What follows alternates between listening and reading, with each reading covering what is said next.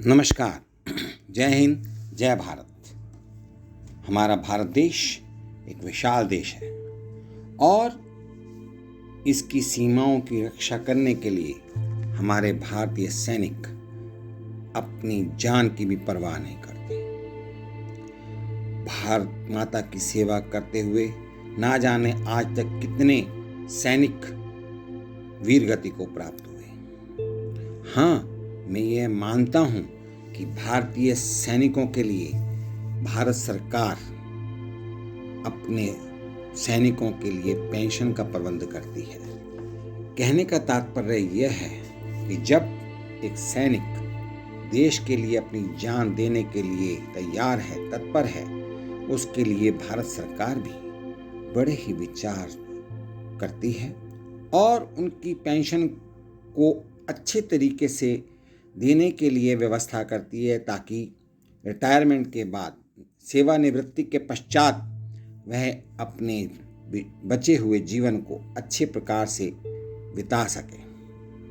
आपको यह भी मालूम होना चाहिए कि हमारे भारतीय सैनिक बहुत ही कम उम्र में सेना में जाते हैं और 15 साल, 20 साल, 22 साल, 24 साल, 28 साल, 30 साल इतना ही सेवा करके 45 इयर्स, 35 इयर्स, 50 इयर्स में पेंशन आ जाते हैं और यह उनके टर्म्स एंड कंडीशन में लिखा होता है कि वह कितनी उम्र में, कितनी एज में रिटायरमेंट जाएंगे और यह सब उनके प्रमोशन, पदोन्नति पर भी निर्भर करता है। अब जब हमारे सैनिक पेंशन पर रिटायरमेंट होकर आ जाते हैं तो उस समय में हमारे भारतीय सैनिकों के लिए, जो हमारे एक्स सर्विसमैन हैं या हमारे पेंशन भोगी हैं, रक्षा पेंशन भोगियों के लिए एक मैं अति आवश्यक सूचना आपके समक्ष प्रस्तुत करने जा रहा हूं, जिनका जिक्र, जिनकी चर्चा और जिनके बारे में आप अपने परिवारजनों को भी बताएं, क्योंकि यह एक इस प्रकार की सूचना है, इस प्रकार का विवरण है, इस प्रकार की इंफॉर्मेशन है जिसको आप सदैव अपने साथ रखें, क्योंकि यह आपकी पेंशन पर प्रभाव डालेगा। आपकी पेंशन बराबर बढ़ती रहेगी। इस संबंध में भारतीय सरकार ने हमारे लिए, अर्थात सेवानिवृत्त सैनिकों के लिए, रक्षा पेंशन भोगियों के लिए बहुत ही भली प्रकार से सहानुभूति पूर्वक सोच विचार करके यह पेंशन प्लान दिया है। यहाँ पर मैं यह कहना चाहूँगा कि सभी रक्षा पेंशन भोगियों को, सभी डिफेंस पेंशनर्स को यह आवश्यक सूचना एक जगह पर मैं आपको देना चाह रहा हूँ और कृपया इसको ध्यान से सुने और जो भी इससे संबंधित व्यक्ति हैं उनके साथ यह सूचना शेयर करें, अपने परिवारजनों के साथ यह सूचना शेयर करें और यह विवरण अन्य पेंशन भोगियों, एक्स सर्विसमैन और रक्षा पेंशन भोगियों के साथ साझा करें, ताकि सभी तक यह सूचना पहुंचे। तो कहने का तात्पर्य यह है कि हमेशा अपने आप को अपडेट रखें।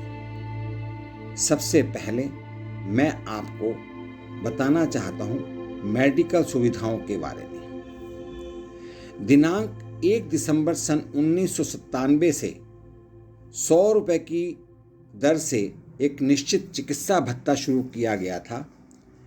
इसके अंतर्गत यदि एक्स सर्विसमैन, भूतपूर्व सैनिक अगर मिलिट्री हॉस्पिटल से ट्रीटमेंट नहीं लेते हैं तो उनको दर माह, प्रति माह 100 रुपया मेडिकल अलाउंस के रूप में दिया जाता था। इस शुल्क को दिनांक 1 जुलाई सन 2017 से बढ़ाकर 1000 रुपये कर दिया गया और यह निश्चित मेडिकल अलाउंस दिनांक 1 जुलाई 2017 से उन भूतपूर्व सैनिकों या उन रक्षा पेंशन भोगियों को दिया जाने लगा जो कि रिटायर होकर मिलिट्री हॉस्पिटल, सैनिक अस्पताल की सुविधाएं नहीं लेना चाहते और वहाँ से बहुत दूर रहते हैं और घर पर ही रह करके अपने वहाँ पर व्यक्तिगत डॉक्टर या स्थानीय डॉक्टर से अपना इलाज कराना चाहते हैं। अब तत्पश्चात शुरू हुआ ECHS। इसके अंतर्गत जो भूतपूर्व सैनिक ECHS के सदस्य हैं वह इस चिकित्सा भत्ते के पात्र नहीं हैं।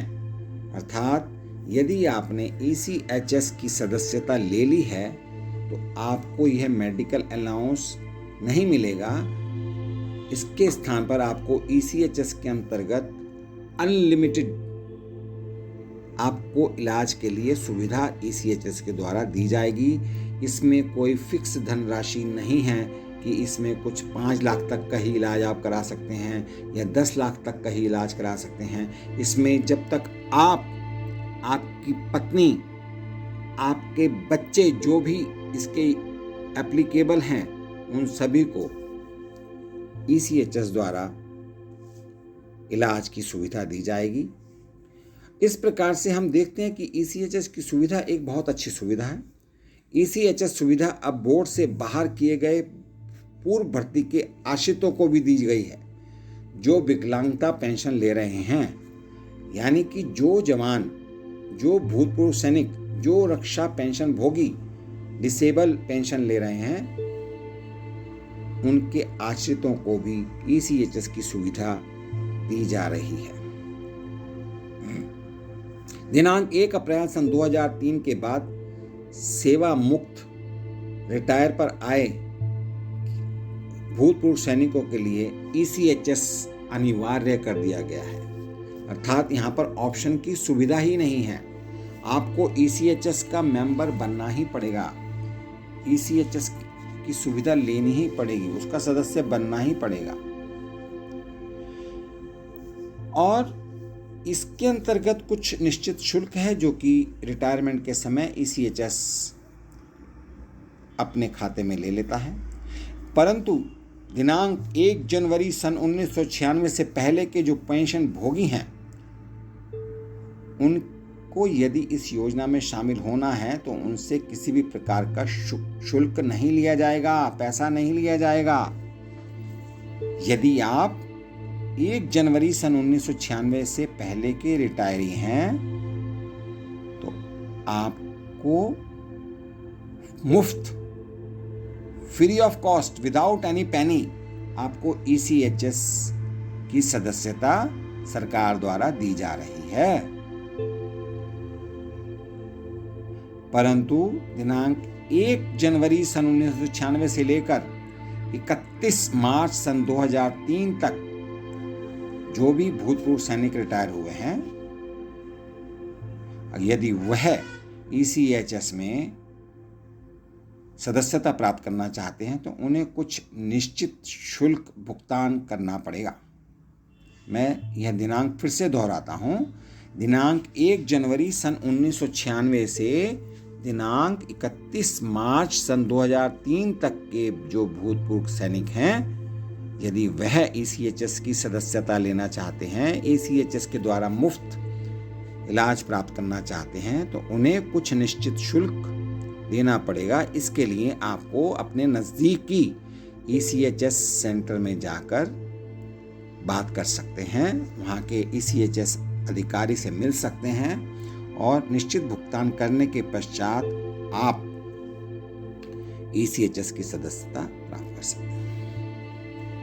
क्योंकि यह सीमा 31 मार्च 2003 तक इसलिए रखी गई है क्योंकि ECHS की जो सेवा है दिनांक 1 अप्रैल सन 2003 से सभी रिटायर होने वाले सैनिकों के लिए पहले ही अनिवार्य रूप से लागू कर दी गई है। अब दिनांक 29 दिसंबर सन 2017 से यह शुल्क बढ़ा दिया गया है। रिक्रूट से हवलदार रैंक तक को 30,000 रुपये देने पड़ेंगे।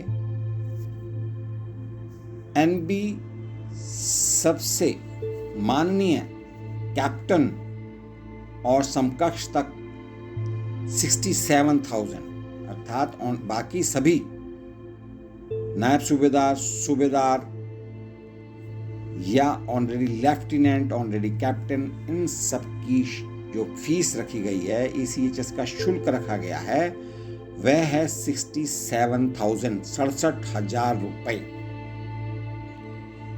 तथा अधिकारी वर्ग लेफ्टिनेंट टू जनरल, इन सब के लिए 1,20,000 रुपए शुल्क जमा करने के लिए कहा गया है। अब इसके लिए एक कार्ड दिया जाता है, ऑनलाइन अप्लाई किया जाता है और तत्पश्चात आप ECHS कार्ड प्राप्त कर सकते हैं। यदि आपके पास इस समय 32 KB व्यक्तिगत पर्सनल सफ़ेद व्हाइट वाला कार्ड है तो आपको ऑनलाइन भी परिवर्तन करके ECHS कार्ड प्राप्त कर सकते हैं। यदि आपके पास अस्थायी ECHS पर्ची है तो नए कार्ड का फॉलोअप कर सकते हैं और नए कार्ड को प्राप्त करने के लिए नज़दीकी ECHS केंद्र में जाकर आप ECHS कार्ड प्राप्त कर सकते हैं। अब होता क्या है, कभी कभी जल्दबाजी में मार्केट में गए, बाजार में गए, शॉपिंग के लिए गए और वहाँ पर आपका ECHS कार्ड खो गया, गुम हो गया, तो आपको नए कार्ड के लिए ऑनलाइन आवेदन करना होगा और इसकी संपूर्ण जानकारी आपको वेबसाइट पर मिल जाएगी। और अगर आप असमर्थ हैं तो आप नज़दीकी ECHS केंद्र में जाकर के नए कार्ड के लिए आवेदन कर सकते हैं। तत्पश्चात यदि आप ECHS के सदस्य हैं तो सुनिश्चित करें कि आपको निश्चित चिकित्सा भत्ता का भुगतान नहीं किया गया है। यदि आपको भुगतान किया जाता है तो उसे रोकने के लिए पहले बैंक को एक पत्र लिखना पड़ेगा, अन्यथा आपका ECHS कार्ड निरस्त कर दिया जाएगा, कैंसिल कर दिया जाएगा, निलंबित कर दिया जाएगा। इसीलिए यदि आप पहले से मेडिकल अलाउंस ले रहे हैं और अभी ECHS के सदस्य हैं तो आप बैंक में तुरंत एप्लीकेशन देकर अपने इस मेडिकल अलाउंस पर रोक लगाएं। युद्ध में विकलांग पेंशन भोगियों अर्थात जो वार कैजुअलिटीज हैं, जो वार में डिसेबल्ड पेंशनर्स हैं और उनकी विधवाओं को ECHS अंशदान का भुगतान करने से छूट दी गई है। यानी कि यदि आप किसी लड़ाई में विकलांग हुए हैं, डिसेबल्ड हुए हैं और या फिर कोई विधवा हैं, युद्ध वार में वीरगति को प्राप्त करने के पश्चात उनकी पत्नी जो कि विधवा को इस प्रकार ECHS का जो शुल्क है वो देने से छूट दी गई है। देखिए कितनी अच्छी व्यवस्था की है सरकार। यदि आपके पास पुराना 16 KB वाला लाल रंग का ज्वाइंट कार्ड है तो आपको इसे बदलना होगा। अपने PPO नंबर को हमेशा नोट करके रखें और किसी भी प्रश्न के मामले में हमेशा अपना विवरण जैसे रैंक, ग्रुप, योग्यता, सेवा और जन्म तिथि हमेशा अपने पास लिखित रूप से रखें, क्योंकि यह जानकारी बार बार पेंशन आने के बाद भी आपको भविष्य में काम आएगी। मैं फिर से रिपीट करता हूं, आपको हमेशा अपना PPO नंबर, रैंक, ग्रुप, योग्यता, सेवा और जन्म तिथि और इसके अलावा DSP अकाउंट नंबर भी आपको हमेशा याद रखना चाहिए या फिर अपने पास नोट कर करके रखना चाहिए। अपने पेंशन खाते को हमेशा अपने जीवन साथी के साथ संयुक्त रखें। E&S के आधार पर, यानी कि आइदर और सर्वाइवर, यानी कि जो आपका पेंशन का अकाउंट है, जो आपका DSP अकाउंट है, उसको सबसे पहले बैंक में जाकर DSP पेंशन अकाउंट में चेंज कराना, परिवर्तन कराना जरूरी है। साथ में आपका यह पेंशन अकाउंट आपके जीवन साथी यानी आपकी पत्नी या आपके पति के साथ में आइदर और सर्वाइवर के रूप में आपका खाता खुला होना चाहिए। आइदर और सर्वाइवर में क्या होता है, या तो आप दोनों में से कोई भी लेन देन कर सकता है और या फिर किसी एक के स्वर्गवास हो जाने पर दूसरे सदस्य को अपने आप ही उस बैंक अकाउंट का एक्सेस मिल जाता है। तत्पश्चात मैं आपको बताना चाहता हूं कि सभी पारिवारिक पेंशन भोगियों को अपने पेंशन खातों के लिए अपने बैंक खाते में नामांकन देना चाहिए। हमेशा नॉमिनी आपके अकाउंट में होना चाहिए, चाहे आप इंडिविजुअल पेंशन ले रहे हैं, चाहे आप पारिवारिक पेंशन, फैमिली पेंशन ले रहे हैं, उसमें आपके खाते में नॉमिनी को अवश्य रखें। अन्यथा किसी प्रकार की अनहोनी होने पर या किसी भी प्रकार की आपके साथ आपके परिवार में कोई भी कारण बन सकता है जिससे उस खाते का लाभ आसानी से मिल जाए। इसके लिए आप नॉमिनी यानी कि वारिस, उसका नाम बैंक खाते में लगा करके रखें। अपनी पासबुक की एंट्रीज को, प्रविष्टियों को रेगुलर रूप से, नियमित रूप से अपडेट करें, प्रिंट करें और उसका मिलान करते रहें। क्या आपकी पेंशन हर महीने बराबर आ रही है? क्या कोई आपका एरियर आने वाला था वो आ रहा है? यह सब बातें आप अपने बैंक खाते में देख सकते हैं। हर महीने बैंक से पेंशन पर्ची प्राप्त करें, उसे सुरक्षित एक फाइल में रखें। पेंशन स्लिप, यस, यह पेंशन स्लिप आपको कभी भी काम दे सकती है, कभी भी काम आ सकती है, और ये काम नहीं भी आती तब भी आप उसको देखकर अपने पेंशन की वृद्धि को देख सकते हैं कि आपकी पेंशन बराबर आ रही है कि नहीं आ रही है, आपका इंक्रीमेंट बराबर समय से हो रहा है कि नहीं हो रहा है, आपका डीए लगकर आया है कि नहीं आया है। यह सब आप पेंशन स्लिप में देख सकते हैं। और ये पेंशन स्लिप बैंक से भी मिल सकती है और आपको स्पर्श जो ऐप है भारत सरकार द्वारा बनाई हुई, उसमें भी इस पेंशन स्लिप को प्राप्त कर सकते हैं। अब जो सबसे महत्वपूर्ण बात है, अगर आपने अभी तक नहीं किया है तो आप अपने आधार कार्ड नंबर को और पैन कार्ड नंबर को अपने पेंशन खाते से लिंक कर लें, नहीं तो यह आपके लिए बहुत ही परेशानी लाने वाला विषय हो जाएगा। इसलिए बैंक में जाकर के आप बैंक मैनेजर या बैंक कैशियर या पासबुक प्रिंट करने वाले मेंबर से मिलें और बैंक में पूछें कि क्या मेरा आधार कार्ड नंबर और पैन कार्ड नंबर पेंशन खाते से लिंक है। यदि है तो वेरी गुड, वेल डन, आपने बहुत अच्छा काम किया हुआ है। अगर नहीं है तो तुरंत अपने आधार कार्ड को, अपने पैन कार्ड को तुरंत लिंक करा दें। इसके पश्चात आपका आधार कार्ड की पीडीएफ कॉपी नव पैन को ऑनलाइन भेजें ताकि लिंक हो जाए और ईमेल पुष्टि प्राप्त हो सके। कहने का तात्पर्य ये है, आप अपने नज़दीकी सोल्जर बोर्ड में जाके या जो AWPO होते हैं, आर्मी वेलफेयर प्लेसमेंट ऑर्गेनाइजेशन के ऑफिसेस हैं, वहाँ पर जाकर के भी आप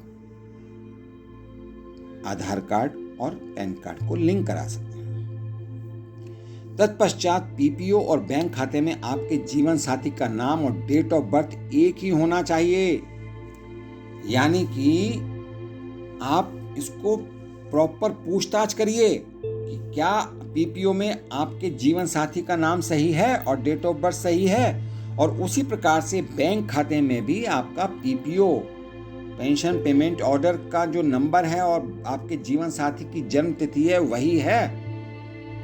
क्योंकि भविष्य में कुछ इस प्रकार की अनहोनी होने पर अगर डेट ऑफ बर्थ में या नाम की स्पेलिंग में कुछ फर्क आ जाता है तो हमारे आने वाले समय में जीवन साथी को कष्ट भोगना पड़ेगा। उससे अच्छा है कि पहले ही आप इस बात को कंफर्म कर लें कि आपके जीवन साथी का नाम और आपके जीवन साथी, आपके पार्टनर की जो जन्म तिथि है, जो पीपीओ में है, वही बैंक खाते में, बैंक के रिकॉर्ड में वही नाम और नाम की स्पेलिंग और तिथि, बैंक जन्म तिथि है। अब यदि आपकी और आपके पति पत्नी की जन्म तिथि आपके बैंक में दर्ज नहीं है तो कृपया अपनी जन्म तिथि दर्ज करने के लिए अपना स्कूल प्रमाण पत्र, Aadhaar card, PAN card, voter ID card या कोई भी ऐसा डॉक्यूमेंट जो किसी प्रकार का प्रमाणित करता हो कि आपके जीवन साथी का जन्म तिथि यह है और जो कि पीपीओ से मिल रहा है, उसको तुरंत बैंक में जमा करके नाम की सही स्पेलिंग और जन्म तिथि सही करा लें। तत्पश्चात जो आपको पेंशन आती है वो पेंशन के लिए प्रतिवर्ष नवंबर में आपको लाइफ सर्टिफिकेट, जीवन प्रमाण पत्र प्रस्तुत करना पड़ता है। और इसका हमेशा ध्यान रखें कि हर साल नवंबर में बैंक को जीवन प्रमाण पत्र देने के लिए तैयार रहें। आप कई तरीकों से, अन्य प्रकार से भी लाइफ सर्टिफिकेट प्रोड्यूस कर सकते हैं। सोल्जर बोर्ड में जाके, बैंक में जाके, नज़दीकी आधार केंद्र में जाके, आपके नज़दीकी AWPO army welfare placement agency में जाके, और इसके अलावा आप अन्य नज़दीकी स्थानीय बैंकों में जाकर के भी लाइफ सर्टिफिकेट यानी कि जीवन प्रमाण पत्र प्राप्त कर सकते हैं। और इसको हर वर्ष, प्रतिवर्ष नवंबर माह में अपने बैंक में जमा कर दें और उसकी रसीद ले लें, कंफर्म कर लें कि आपका जीवन प्रमाण पत्र, लाइफ सर्टिफिकेट सक्सेसफुली जमा हो गया है और इससे आपकी पेंशन नहीं रुकेगी और आपको पूरे आने वाले लाभ मिलते रहेंगे। अब दिनांक 1 अप्रैल सन 1985 से पहले के सभी पेंशन भोगियों को यह भी सुनिश्चित करना चाहिए कि उनकी पत्नी का नाम पारिवारिक पेंशन के लिए भी दर्ज है। यदि नहीं है तो जिला सैनिक बोर्ड के माध्यम से अपने रिकॉर्ड ऑफिस में पारिवारिक पेंशन के अनुमोदन के लिए तुरंत एप्लीकेशन दे दें। यह आपकी ही ड्यूटी है और कोई आपके लिए इतना काम नहीं करेगा कि पारिवारिक पेंशन यानी कि फैमिली पेंशन यानी कि आपकी अनुपस्थिति यानी कि आपके स्वर्गवास के पश्चात आपके जीवन साथी को पेंशन सफलतापूर्वक मिलती रहे। इसलिए अपने जीवन साथी का नाम आपका दर्ज होना चाहिए रिकॉर्ड ऑफिस में, जिला सैनिक बोर्ड में और बैंक में। दिनांक 1 अप्रैल सन 1985 से पहले किसी भी पेंशन भोगी जिनके पास पेंशन बुक या PPO की प्रति नहीं है, कृपया बैंक में आवेदन करें और एक प्रति प्राप्त करें। यदि आपकी PPO की कॉपी मिस हो गई है, कहीं गुम हो गई है, कहीं खो गई है, तो एक कॉपी आप बैंक से प्राप्त करके अपने पास संभाल कर रखें। यदि किसी पेंशन भोगी की मृत्यु 67 वर्ष की आयु से पहले हो जाती है, 67 ईयर्स से पहले हो जाती है, तो उसकी पत्नी को उसके पति के समान पेंशन मिलनी चाहिए, यह भी निश्चित कर लें। मृत्यु की तिथि से लेकर मृतक के 67 वर्ष की आयु प्राप्त करने तक या 7 वर्ष तक, जो भी पहले हो, तब तक पूरी पेंशन मिलनी चाहिए। 80 वर्ष की आयु पूरी करने वाले पेंशन भोगी एक्स्ट्रा पेंशन के रूप में अपनी मूल पेंशन में 20% का इंक्रीज पाने के हकदार हैं। यदि आपको ये पेंशन नहीं मिल रही है या नहीं मिलती है तो आपको जन्म तिथि, डेट ऑफ बर्थ के प्रूफ के साथ बैंक से संपर्क करना होगा। उसमें आपकी पेंशन में 20% की वृद्धि कर हो जाएगी। और यह व्यवस्था है 80 वर्ष की आयु पूरी करने के पश्चात। यानी कि देखिए, भारत सरकार ने कितना अच्छी व्यवस्था की हुई है कि यदि भूतपूर्व सैनिक रक्षा पेंशन भोगी 80 वर्ष का हो जाता है तो उसकी पेंशन में 20% की वृद्धि देकर उसकी पेंशन को बढ़ा दिया जाता है। देखिए, जरूरत पड़ने पर आपकी पेंशन बढ़ गई। रक्षा पेंशन के अतिरिक्त EPF पेंशन, पारिवारिक पेंशन भी 27 जुलाई सन 2001 से स्वीकृत सैंक्शन है। ESM यानी कि एक्स सर्विसमैन दिनांक 1 जनवरी सन 1996 से बिना किसी सीमा के 2 पेंशन अलग अलग ले सकते हैं। बताइए कितनी खूबसूरत व्यवस्था है। यानी कि यदि कोई देश का नौजवान 17 या 18 वर्ष की उम्र में आयु में सेना में भर्ती होता है और 15 वर्ष की सेवा करके पेंशन पर घर आ जाता है और घर में आने के पश्चात वह अलग से दूसरी सर्विस करता है, एक्स सर्विसमैन का कोटा लेकर के, भूतपूर्व सैनिकों का कोटा लेकर के यदि वह दूसरी सर्विस सेवा करता है तो वहाँ पर यदि 10 साल, 15 साल, 20 साल में कोई पेंशन बनती है तो वह पेंशन लेने का भी उस भूतपूर्व सैनिक को हकदार है। यानी कि आप 2 पेंशन लेने के लिए भी अधिकृत हैं। आपको कोई रोक नहीं सकता कि आपको केवल एक ही पेंशन मिलेगी, क्योंकि प्राचीन काल में पुराने समय में ऐसी व्यवस्था थी कि आप एक ही पेंशन लीजिए। उस समय फिर भूतपूर्व सैनिक के पास कोई चॉइस नहीं होती थी, वो जो ज़्यादा पेंशन होती थी उसके लिए ऑप्शन कर देता था और उसको वह पेंशन मिलती थी। लेकिन अभी ज़्यादा हो कम हो जितनी भी है भैया, आपने 2 जगह काम किया है, दोनों जगह की पेंशन आपके अकाउंट में आएगी बिना किसी कटौती के। और इसमें आपको किसी प्रकार से मेरे से कुछ पूछताछ करनी हो तो आप मैं इसमें मैसेज डाल दीजिएगा, मैं आपके मोबाइल नंबर पर कॉल करके आपको समझा दूंगा। कुछ शर्तों के साथ पुनः नियोजित भूतपूर्व सैनिकों के लिए 18 जुलाई सन 1997 से डीए दिया जाने लगा है, यानी कि महंगाई भत्ता पेंशन पर भी लागू है। यदि भारत सरकार केंद्र सरकार के कर्मचारियों के लिए डीए बढ़ाएगी तो आपकी पेंशन में भी डीए बढ़कर आएगा। बिना किसी शर्त के नियोजित पारिवारिक पेंशन को भी डीए स्वीकार्य है, यानी कि हमारी अनुपस्थिति में हमारे स्वर्गवास होने के पश्चात जो हमारी पत्नी को फैमिली पेंशन मिल रही है उस पर भी बराबर डीए मिलता रहेगा। ये सब बातें आप अपनी पत्नी को बता करके रखिए, अपने जीवन साथी को बता करके रखिए। बिना किसी शर्त के नियोजित पारिवारिक पेंशन भोगियों को भी डीए स्वीकार्य है। 7वें वेतन आयोग के अनुसार न्यूनतम साधारण पारिवारिक पेंशन दिनांक 1 जनवरी सन 2016 से 9,000 रुपये प्लस डीए कर दी गई है, यानी कि कम से कम पेंशन आपके जीवन साथी को जो मिलेगी वो 9,000 रुपये प्लस डीए मिलेगा। परंतु आजकल के जो सैलरी की व्यवस्था है, सैलरी का सिस्टम है, उसके हिसाब से तो हमारे पारिवारिक पेंशन अभी बहुत ज़्यादा अच्छे बन रही हैं और हमारे पीछे हमारी अनुपस्थिति में हमारा परिवार अच्छे से उस पेंशन को रिसीव करके अपना जीवन यापन अच्छी प्रकार से कर सकता है। परंतु जो 7वें वेतन आयोग के अनुसार न्यूनतम विशेष पारिवारिक पेंशन स्पेशल फैमिली पेंशन दिनांक 1 जनवरी सन 2016 से 17,990 रुपये कर दी गई है, 17,990 रुपीस।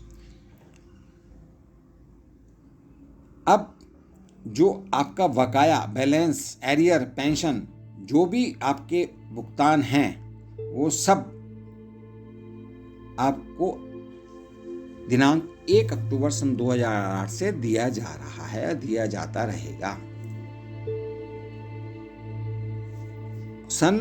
दिनांक 1 जुलाई सन 2009 के दिन सीडीए के लेटर 430 के अनुसार ओआर और जेसीओ के लिए पेंशन में सुधार के कई उपाय दिए गए थे। यदि कोई 2 पेंशन ले रहा है तो दोनों पेंशन पर 80 वर्ष के पश्चात अतिरिक्त पेंशन देनी होगी। WIP यानी कि विकलांगता पेंशन, लिव FP और SFP के लिए भी अतिरिक्त पेंशन लागू है। दिनांक 1 मार्च सन 1985 से पारिवारिक पेंशन की संयुक्त अधिसूचना शुरू की गई है। जिसके पास पारिवारिक पेंशन के लिए संयुक्त अधिसूचना नहीं है उन्हें तुरंत आवेदन करना होगा। दिनांक 17 जनवरी सन 2013 के CDA सर्किल 500 के अनुसार दिनांक 24 सितंबर सन 2012 से दोहरी पारिवारिक पेंशन देय है। ESM एक्स-सर्विसमैन के परिवार जो 2 पेंशन प्राप्त कर रहे थे और दिनांक 24 सितंबर सन 2012 से पहले उनका स्वर्गवास हो चुका है, उन्हें उस समय दोहरी पारिवारिक पेंशन से वंचित कर दिया गया था। परंतु CDA के लेटर के अनुसार जो 504 के अनुसार अभी वह 2 पारिवारिक पेंशन, 2 फैमिली पेंशन लेने के पात्र हैं, हकदार हैं। दिनांक 1 जुलाई सन 2009 से विकलांगता, युद्ध चोट, वार जो युद्ध में विकलांग हुए हैं या उनको चोट लगी है उनके प्रतिशत की ब्रॉड बैंडिंग की अवधारणा को सशस्त्र सेना पेंशनों पर लागू किया जाएगा, जो कि दिनांक 1 जनवरी सन 1996 से पहले सेवा से बाहर हो गए थे और दिनांक 1 जुलाई सन 2009 तक विकलांगता, युद्ध चोट पेंशन प्राप्त कर रहे हैं। सभी पेंशन भोगियों के लिए ब्रॉडबैंड दिनांक 1 जनवरी सन 2016 से लागू हो चुका है। इसका लेटर नंबर CDA का 596 है और अधिकतम WIP की सीमा यानी अंतिम आहरित परिलब्धियों से अधिक नहीं है। दिनांक 1 जुलाई सन 2009 से हटा दी गई है।